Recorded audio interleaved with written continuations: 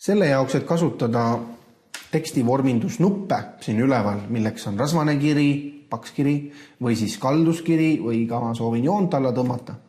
Need asuvad siin vorminduse tööriista riba peal. Need 3 nuppu. Ja nende kohta kehtib sama jutt, et eelnevalt, kui te hakkate neid kasutama, siis tekst, millele te soovite nende nuppude vormindus siis kasutada, peaks olema selekteeritud. Ja kui ei ole, siis need nupud mõjuvad tekstile, mida te trükite edaspidi.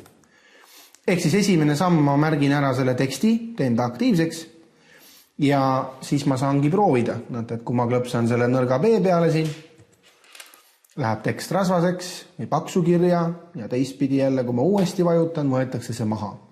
Samamoodi kaldkiri, sisse lülitamine, välja lülitamine. Ja samamoodi alla kriipsutatud kiri. Lülitan sisse, lülitan välja.